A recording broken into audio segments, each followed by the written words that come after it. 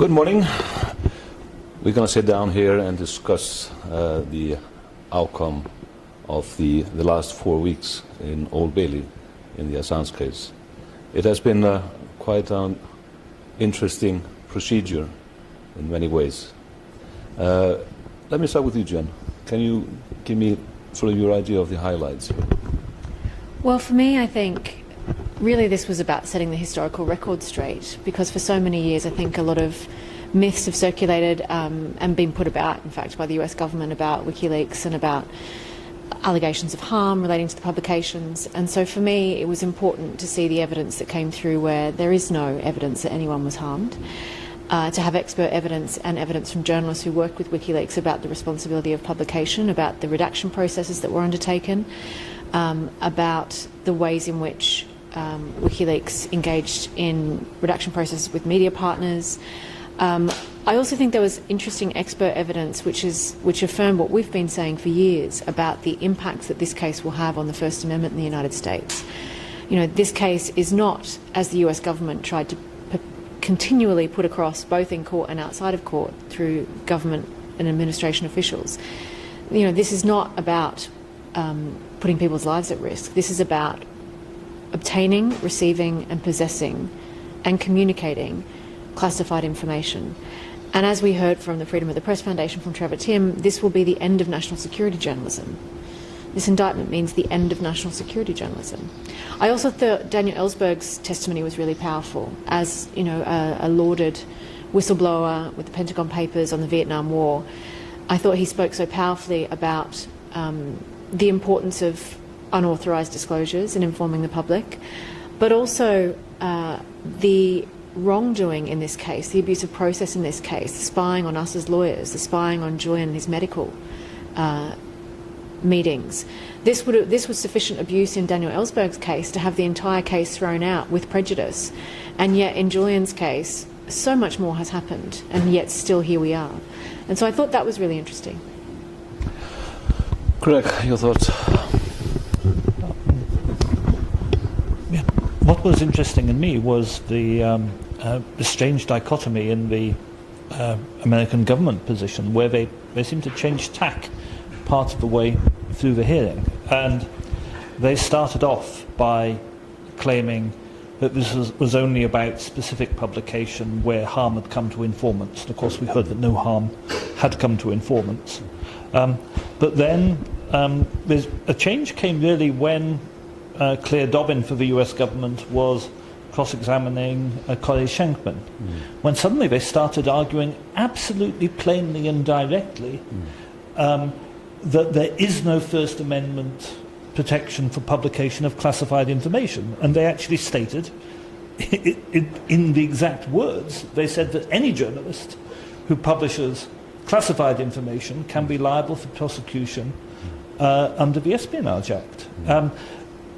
And that was extraordinary, because it stripped the veil of this kind of cover that they'd been building in argument, and suddenly it was there for everyone to see. And it's quite extraordinary to me that more of the media didn't pick up on that moment and didn't pick up on the argument they were making, because they then went on to repeat that, and that became the foundation of their case really for the rest of the trial. And they argued explicitly that the Pentagon Papers judgment did not preclude, and that the New York Times could have been prosecuted under the Espionage Act. So this was a very blatant attempt to undermine the entire First Amendment. And it was fascinating to see the nakedness, if you like, of that argument and the way they were using it. That for me was the most striking. I mean, it's one of a huge number of points, but for me that was the most.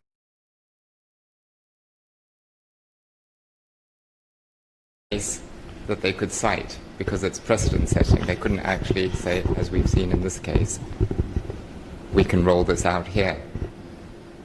I mean, there was, of course, a lot of details, and a lot of the details were lost to the journalists who were actually reporting on it. I think one very interesting testimony was from Ellis, the computer expert, who actually tore to pieces the this allegation of conspiracy to hack, and after going through, it's a very technical and detailed sort of dissection of what happened. But after that testimony, there is actually no evidence. There's no foundation for the allegation. But still, we are reading in the papers that he is being indicted for hacking into Pentagon computers. It's extraordinary. But I mean, there was nothing left actually after that. It totally ruined that argument. And it's a very important point, even though it's let's call it the minor point in the whole scheme of things. But it could have opened up, so many dangerous avenues for future prosecutions. What do you think, John? Well, for an inexperienced layperson to sit in the court and listen to evidence from the prosecutor that people under SAM's, Special Administrative Measures, could communicate with each other. The testimony and the actuality is that these men or people are behind steel doors, and they have to bellow and shout and scream to communicate with somebody, anybody out there who bellows and shouts and screams back. And some of the people have been there so long, they are maddened. The abomination of desolation has ruined them as people. And so the fissures in their mind cause them to howl. So you have this hellish cacophony that rattles down the hallways of the jail as some people who retain some humanity attempt to communicate with another human being. Others who are partially destroyed howl out and try and reach for some succor from another human being. It is just, and that's the actuality, and that happens so much with I'll give you one further example. I hope you've had your morning tea. The Claire Dobbin, who is the junior for the prosecution, she was speaking of a man named Abu Hamza, who has been for a long while in solitary confinement under SAMS. She said, as a trivial peccadillo, she said, he insisted on having his toenails cut before he went to court. Abu Hamza has no arms. I mean, can you imagine a person uttering that as somehow defense of Julian Assange being put under SAMS in a howling cacophony of destroyed and partially destroyed human beings as comfortable? Anyway, that was the general overall impression of the prosecution, a desperation. As they don't have a case, they can only use power. That's all. They don't have a case.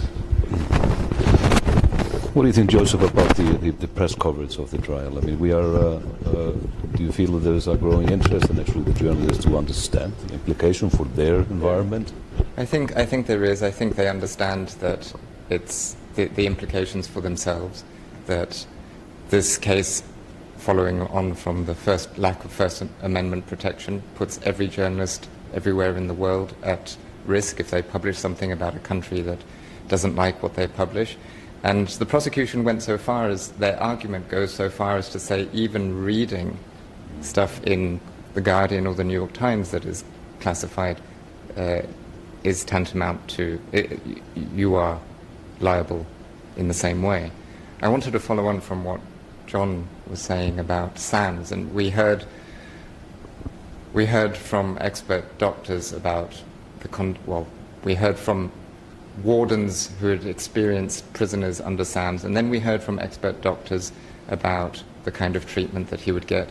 And the striking thing I found was, for the expert medical witnesses on the prosecution, who were arguing that it wouldn't be so bad. You know, for a doctor whose part of the Hippocratic Oath is first do no harm, to even be able to stand up and give testimony knowing full well that someone's treatment will be worse than what it is currently, in other words, knowing full well that their testimony can help to doing harm, I find peculiar and bizarre. Jennifer, you're an experienced lawyer. I mean, what about the atmosphere in the courtroom and actually the arguments that the procedure was in essentially a violation of Julian's rights? I mean, there were a lot of issues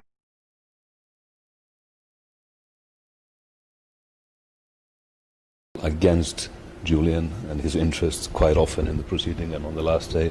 To sum it up, I mean, was it unfair in essence? Well, I think there were a number of issues that raise real procedural concerns about this case, and the first and foremost is, of course, this second superseding indictment. As we heard on the opening day of the hearing, this is unprecedented for a case of this complexity that has been going on for this long, for the United States to serve him and arrest him under a second superseding indictment. That's now the third indictment that we've seen since he was arrested, on the day that a hearing is supposed to take place, where evidence has been closed. It's the US trying to shift the goalposts, as we say in Australia. So shifting and changing their case in a way which makes it incredibly difficult for him to be able to defend himself. And we saw that play out because, in fact, not only are there new allegations, when the second superseding indictment came in, the United States' first position was, well, this doesn't make any difference to the case.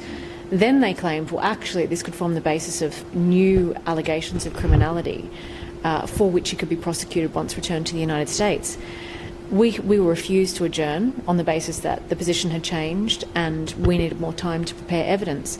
And then on the last day of the hearing, a witness statement was submitted from Gareth Pearce, Julian's solicitor, setting out the issues with the new allegations in the second superseding indictment and why we have not had the time or the ability to properly be able to respond to them. And the judge refused to admit that evidence. Now, that raises real concerns. And I think the second issue for me, which I think all of you saw play out in court and was a real impediment to our ability to communicate, is the fact that Julian was required to sit in that glass box. So it was impossible for us to take confidential instructions from him.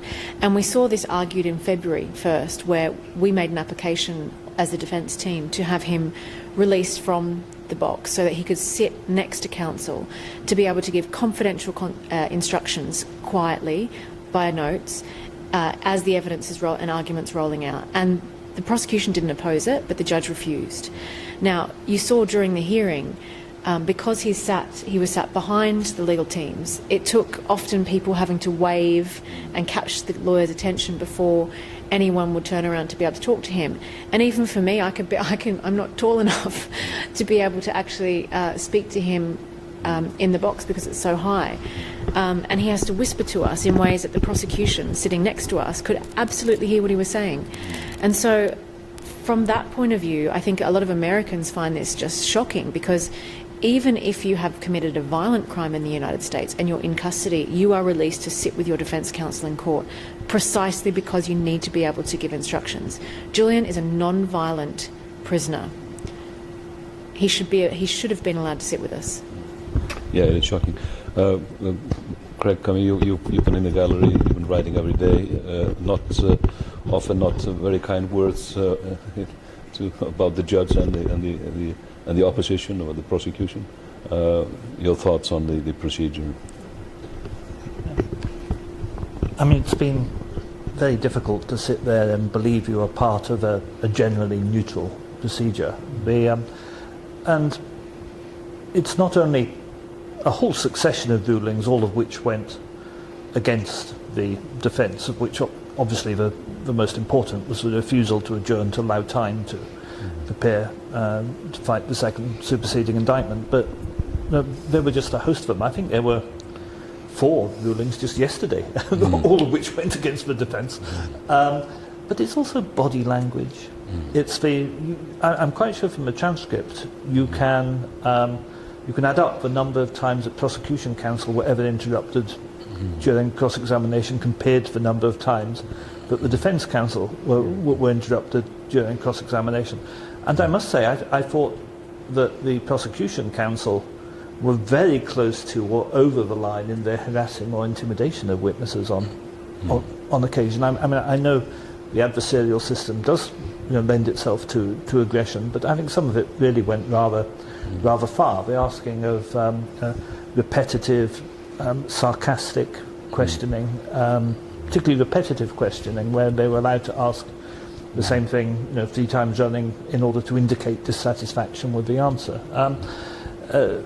No, I think the conduct of the trial was difficult to sit through. I'd also like to bring up a couple more points on the procedural side. The first one was the basic one, which we're left with ever since the hearings back in February, which is that the extradition treaty at Clause 4 says you cannot be extradited for a political offence, and this plainly is a political offence. And the argument that the 2003 law doesn't contain that provision, and therefore the 2007 treaty cannot contain that provision, is a very, very strange argument, given that the 2003 law is an enabling act on which the 2007 treaty depends, not the other way around. So that fundamental argument about why on earth we're going through this trial in the first place, this extradition process in the first place, remains. And the other one, of course, yesterday was a quite stunning admission by the US government that Julian's legal files, which had been in the Ecuadorian embassy and which were clearly marked as legally privileged, were given to the American authorities after being confiscated by Ecuador. And that in itself, in the case of the Ellsberg precedent, that in itself should lead the case to collapse. And it astonishes me that the judge seems to take all that extraordinarily lightly. And I just found that amazing, that in the face of these extreme procedural irregularities, like the fact the prosecuting government is spying on and stealing the legal files of the person being prosecuted, that the case isn't actually simply halted and dismissed, because that's what should happen. Yeah, it was extraordinary to hear the witness statements from the Spanish anonymous two witnesses from Spain who worked for the security company in the embassy. And I mean, we were working with Julian in the embassy. Of course, all the time we knew and we suspected that there was surveillance, and therefore we had to be careful. But actually, I was surprised at the details and how far they were willing to go. I mean, there was discussion about kidnapping and poisoning and leaving the door open specifically so that somebody could come into the embassy, leaving it unlocked. Going so far as to put stickers on the windows so that the US could use directional laser microphones in order to listen in to every room in the embassy. And even the diplomats didn't even know about that. It's not only spying on an individual who's being prosecuted, but also an entire diplomatic corps. It's extraordinary. I mean, did it surprise you, Jen, the extent they were willing to go, and actually these technical detail to put a sticker on the window, and especially in Julian's private quarters, to magnify the vibrations, so you have the laser guided microphones could pick up the vibrations. I mean, it's just extraordinary. Did it surprise me? Well, I mean, as you said, we were very alert to the fact that when we were in the embassy with Julian having legal meetings, that we were likely to be listened to, and we tried to take measures to protect the most sensitive information because of our concerns about that. But as we've seen reported, people are, the reports in the past few days, people saying it reads like a spy novel, and it does, but it's real, and it has very real consequences for his ability to have a fair trial. this is someone who was being spied upon for his, including our legal meetings. They seized our legal advices to him. They seized legal papers, much of which was relevant to potential US indictment and extradition, potential witnesses, potential defences vis-a-vis not just Julian but WikiLeaks staff. All of this was ultimately seized and given to the United States. Now, I don't understand how anyone can have a fair trial in circumstances where his legal meetings he has not benefited from legal privilege. I've been spied on myself. My colleague Baltasar Garçon, his office was broken into. He was physically trailed. You know, these are all incidents which ought to result in the case being thrown out. As Daniel Ellsberg said, there was less abuse in his case and his case was shut down. But that this case continues. And it's not just the spying. The shifting nature of the indictment, the political interference from the Trump administration, the clear political motivation in bringing this case. I mean, we heard the fact that, you know, the judge was even asking questions about whether the US election would require us to submit further evidence, and that in and of itself demonstrates how political this case is. So it is extraordinary. John, I mean, what did it feel like listening to the witness of the prosecution who basically was trying to undermine the testimony of those doctors who talked about the depression that Julian suffers from, and basically, under oath saying that he was making it up after what, 2 meetings. It was extraordinary, very biased in the way it was presented as well. I didn't much I didn't much like listening to that, although I knew it all beforehand. I don't really like cynicism in psychiatrists and doctors, although they must go through a lot, but I don't like the stench of cynicism that emanated from Blackwood. And I noticed from after his testimony, he sat in the court just below us, just below Craig and myself, and curious about this man who would do such things, knowing the result. If you didn't know the result, okay, he's just mistaken. But knowing the result, that, as I described before, Julian would be sent to a place where the aim is to send you mad. Knowing that result, watching his body language as he squirmed and rubbed his forehead and wrapped his fingers together and squirmed some more, and then relaxed a little bit as the caravan moved on, not exposing any more of his glib lies. That was. I spoke to Julian that night, and he said, "Oh, I don't much like listening to that." Well, I can understand, that. I can understand that profoundly. But you know all of these things, and you don't really. I mean, there's. How can I explain this?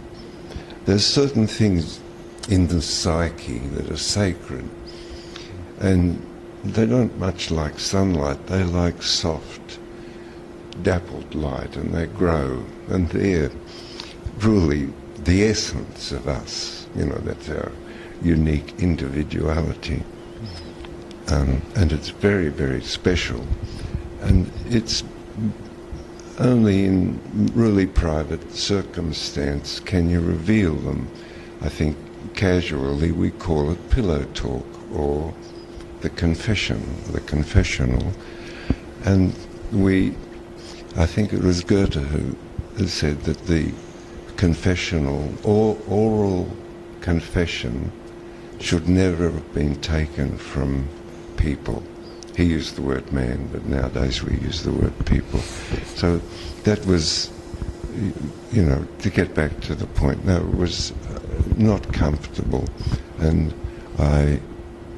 have profound sympathy for Julian to have to see those rolled out in a court full of people, these little treasures and indications of depth and width and breadth of character. Yeah, thank you. Yes, I mean, where do we go from here, Jen? I mean, the judge will hand down her decision on January 4th. And then what? Well, there's obviously the potential to seek permission to appeal, depending on the outcome of her decision.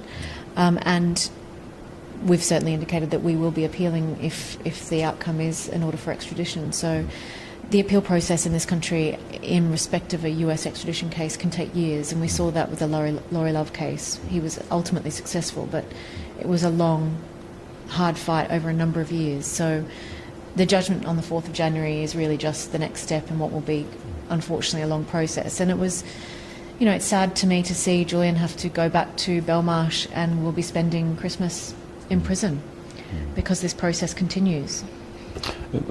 How long can the government keep him on remand? I mean, there must be limits. He's an innocent man. I mean, there are guidelines. I read somewhere 180 days. It has been extended because of COVID, but he's already been now for a year on remand, and it's just continuing. It's disappointing that because of the sentence that was handed down and the sentencing remarks of the judge in respect of his bail breach in seeking asylum in the Ecuadorian embassy, of course, we put a lot of evidence before the court saying that he was trying to protect himself from the very outcome which he now faces, and that he had justification in doing so. But he received one of the most serious sentence for breaching bail in this country. And so the judge has refused bail already, and it remains to be seen whether any future bail application would be successful. But in any other case, someone facing this kind of extradition case would be on bail, and it would make a world of difference in terms of our ability to prepare, because as we were saying, I hadn't seen Julian for 6 months until the morning of the hearing. He hadn't even seen the written submissions of the United States or our written submissions in response prior to turning up that morning, because we couldn't go to see him in Belmarsh, and the post took too long, so it didn't reach him. And that's the difficulty we're having, capturing the odd moment with him here and there when, you know, I think you all saw the breaks in the hearing where our defence team is rushing down to the cells to get 5 minutes with him to try to take his instructions when he hasn't even seen the papers. It's impossible. It's really impossible. Craig, we heard yesterday the talk about historical examples. We've been rolling back to the Nixon era, and yesterday in a witness testimony there was reference to the Dreyfus affair 100+ years ago. Is the Assange case our Dreyfus affair of our time? I think it's certainly a historical case which will be referenced in future, and I think it's the culmination in many ways of an attack on civil liberties, which I don't think it would.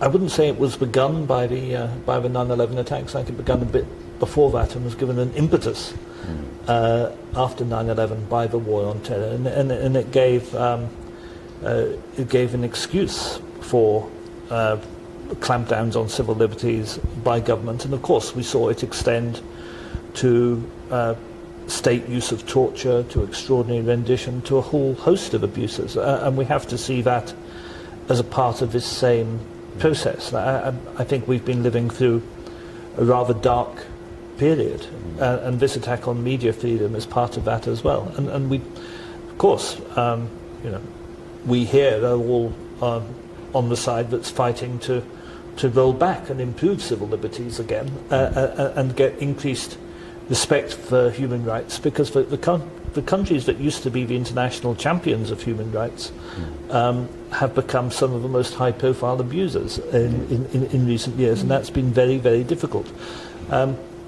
And it's not a battle we're necessarily winning, but it's a battle we have to continue to fight. And Julian's Julian's cause and Julian's release is a kind of totemic part of that.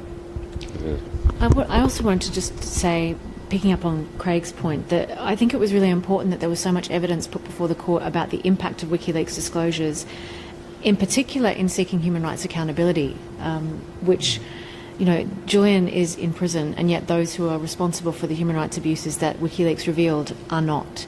And that says so much. We heard evidence from Khalid El-Masri, who gave evidence at risk to himself to talk about the importance of WikiLeaks disclosures and demonstrating the way that the United States had put pressure on Germany not to prosecute those who had been responsible for his extraordinary rendition and torture. And that material was essential evidence in his successful European Court of Human Rights claim. We heard evidence from Clive Stafford Smith about the impact of WikiLeaks disclosures and their use in seeking accountability in respect of Guantanamo detainees, in respect of US drone strikes in Pakistan. These are such, as a human rights lawyer, these are such important disclosures in terms of holding powerful governments to account with respect to human rights, and yet the person responsible for giving this information and ensuring the public got this information is in prison. And not just that, the ability of anybody else to do what he did is at risk.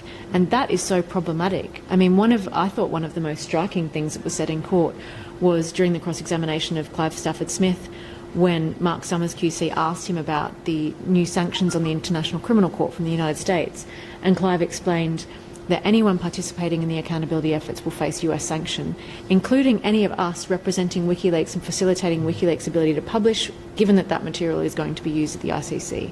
And that is we are in a remarkable situation, and this case is reflective of that remarkable situation. So, the fight will continue. Yeah, the fight will continue. It's nice to see the support amongst the press. I do want to highlight one thing that I've seen, which I find to be quite insidious. And I noticed from the few detracting press, they've come back, they said it in the interview with Stella, but the prosecution say he won't face 175 years, he'll only face 6. That is a very effective way of making people think this is reasonable, and it's not. Somebody who has not done anything wrong, who has, through his work and publications, stopped wars, saved countless lives, should not be facing a day anywhere under any punitive form. I totally agree. John, final thoughts? Yes, it's a bleak landscape that we've laid out for you here, and I would like to just thank the supporters. So in this week, in these 4 weeks, there's been about 560 vigils and demonstrations around the world that I have noted. The support every day outside the court was indefatigable. On the last day, they would wish to carry Kristen and Stella and myself and Craig and Jen down the street on their shoulders. Oh, and Joseph. And so the vigour and to win, of course, it simplifies things a bit too much, but winning, we will ride, and it's true, it's a metaphor, but we will ride upon the shoulders of the supporters to victory, and that victory is just the simplest thing of Julian coming home and having playing with his kids and being welcomed by his friends. Looking in the court, it's an extraordinary thing, but you know, looking from the gallery down to Julian, who's separated in this glass box, all of his friends and lovers surround him. So that's really heartening for me anyway, because he is in the embrace of his friends. So it's while we've described a bleak landscape, the momentum and volume of people who will ensure Julian's freedom is immense. Don't underrate it for a moment. Correct. Final thoughts? Yeah, I am actually optimistic.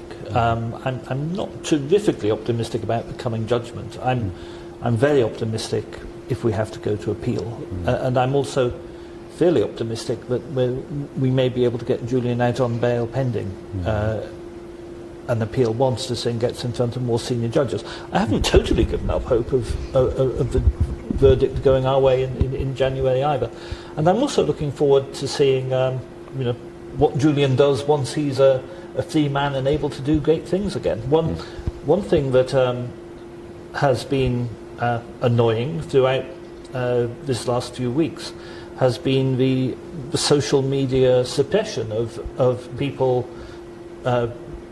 writing and tweeting and putting Facebook posts about Julian. There's been no doubt at all that the social media gatekeepers, like Facebook and Twitter and even Google to some extent, I think, have been suppressing news about Julian and suppressing support for Julian.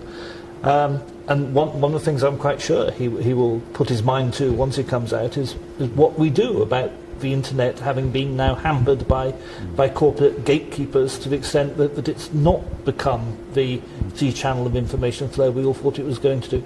These are the kind of issues looking forward. I'd like to think about what Julian is going to do next, not just dwell on great things he's achieved in the past.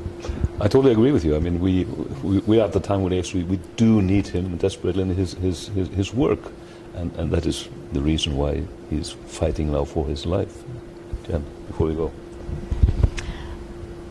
Well, look, I think it's been said, this case is so important in terms of what it means for journalism, and not just for Julian, but for all British journalists.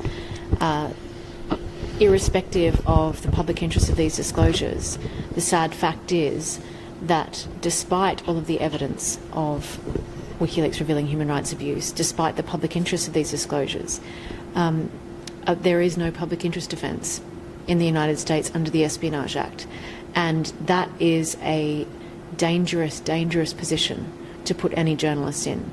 And as we heard, the prosecution is absolutely seeking to set a precedent by which journalists will face prosecution under the Espionage Act. And I cannot say strongly enough why this is an important case for journalists to be getting behind. Thank you, Jen. And thank you all for joining me here. The fight will continue. Thanks to all the supporters. Keep supporting us and spread the word. Thank you.